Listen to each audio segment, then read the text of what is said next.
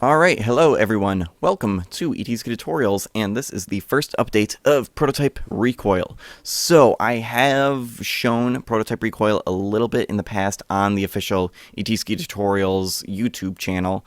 It has been a lot on the twitch.tv/etski, but on youtube.com/etski. This is like the first official update, basically. But you can go back and play the old prototype, which I released quite a few months ago. Link in the description below if you want to go play that in web player, or you can also download it for PC, Mac, and Linux. So link in the description below if that is what you're interested in. Back then, it had no graphics, and it was way earlier back then. But if you want to get a rough idea of the gameplay and what the gameplay is going to be like, and you want to actually just go play something, I mean, it is kind of a fun prototype. Link in the description below. But anyways, so why don't I go ahead and press play and jump around a bit. As you can see, I'm playing with mouse and keyboard with this player. It's a 2.5D platformer, meaning that it's all in 3D space, and there's 3D models and there's 3D stuff, but the game plays like a 2D game. But before I get too in-depth into this video, well, I should probably quickly mention this video, or that this game is going to be for PC, Mac, Linux, and Ouya. So those will be the 4 systems that it will be available for, hopefully in July 2013. Wow, I am just stumbling over all my words today. But anyways, so I want to talk about the community contributed pixel art idea that kind of came out of live streaming myself making this game. So in case you don't know, I live stream myself making this game Monday through Friday, 2 p.m. to 4 p.m. Eastern Standard Time on twitch.tv/etski. Link in the description below. So that's been a lot of fun. I interact with the audience a lot. I'm pretty much, it distracts me a lot from actually working on making the game, but I have gotten a lot of progress done on this game while actually live streaming it. And if you want to see the live stream, the view is quite a bit like what you are actually watching right now, and that's been a lot of fun. But anyways, a lot of ideas have come out of that, and like a lot of people have expressed interest in joining this project in some way and contributing to Prototype Recoil, and there's just like a lot of energy towards it, and like a lot of people wanting to be a part of this game. And I've talked about the idea of making the guns and enemies pixel art in this game, so 2D pixel art floating around in 3D space. So I've talked about that idea, and I had a bunch of people tell me that they wanted to do the pixel art, and like I had more people than I was expecting. Well, I really wasn't expecting anybody to just jump in and be like, hey, I want to help with this. But I definitely had a lot of people doing that, so I was thinking, how do I make use of this like energy that's going around? So I decided to set up a community system. So I've created like a template and a download Unity package and detailed instructions on how to create pixel art and how to set up pixel art in game, and how to make a sprite sheet and a sprite sheet animation script, and all of this other stuff for that, so that people will be able to send me pixel art and I can put it in the game and put them in the credits. And on top of that, if I choose your pixel art to be in Prototype Recoil, you will receive a free copy of the game. So all of the details are going to be in another video. Link in the description below if you are interested in that. I just really wanted to mention that because I wanted everyone to know about it, because anybody who is interested in it can now join in, and we'll kind of see how this goes. I mean, we've already had a bunch of people submit pixel art just after mentioning the idea, not even like officially making it official, which I'm trying to do in this video and another video. Just like even before I posted videos, people were already sending me pixel art. So I got to make use of this energy and make it like a public community thing. And, you know, if you are going to contribute to the game, you are definitely going to get a free copy of the game. So I should probably quickly point out, to get a free copy of the game, your pixel art has to be chosen to be in the game. Just submitting pixel art doesn't necessarily get you a free copy of the game. I do have to limit it to some degree. But anyways, why don't we actually jump into the actual game? Because if you're interested in submitting pixel art, you will go watch another video, which will be in the link in the description below. But anyways, so this is like the flamethrower gun, and you can see the pixel art, and I'm going to jump around a bit. Actually, why don't I grab this orange gun here, which you'll probably recognize if you have played Prototype Recoil, the old prototype from back like 2-3 months ago or something like that.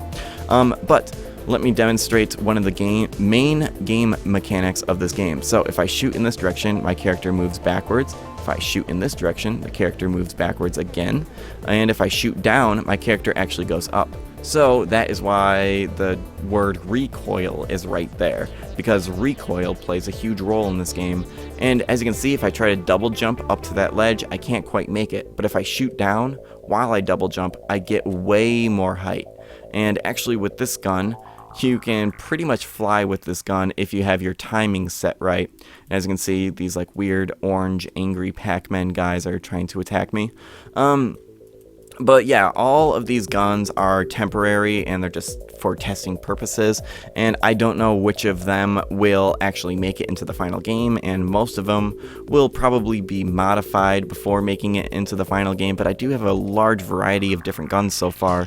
Like this one is kind of like a lightning scatter gun that kind of pretty much goes around corners. Like if I jump into this corner here and shoot in this direction, you can see it goes around corners a little bit. So that's a fun gun to play with. What other guns can I show? Yeah, why can't I pick up the right gun? There we go. This gun kind of emulates water.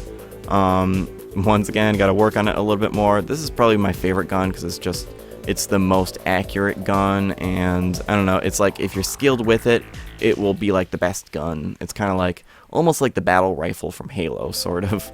And this gun, I don't really know how to explain it. It just does that.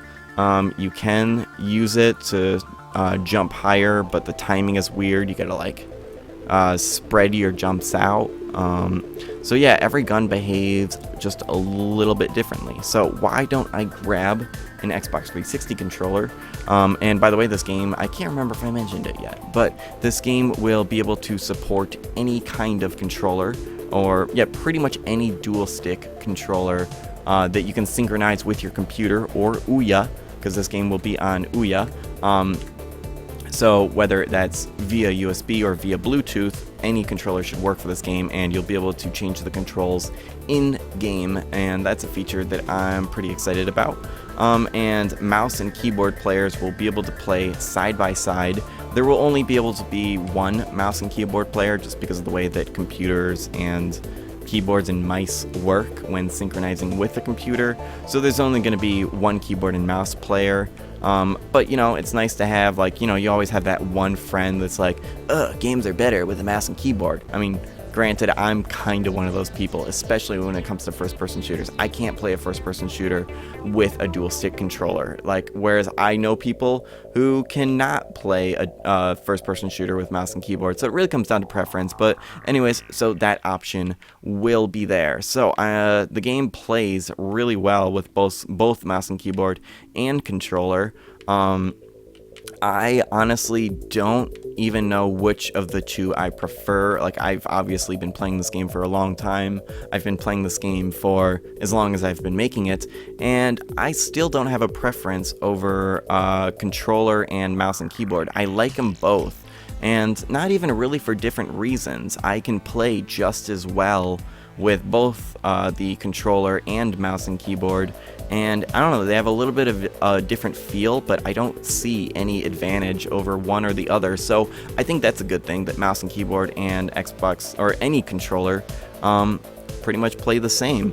Why don't I grab this other controller and make this guy jump around too? Actually, why don't I demonstrate what this would be a good gun to demonstrate this with?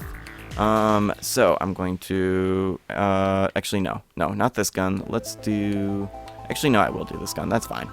Alright, so I just need to get in place, because this is kind of awkward, because I'm the only one here playing this. But if I make both of these players fire at the same time, you can see, like, how you can, like, fight with physics.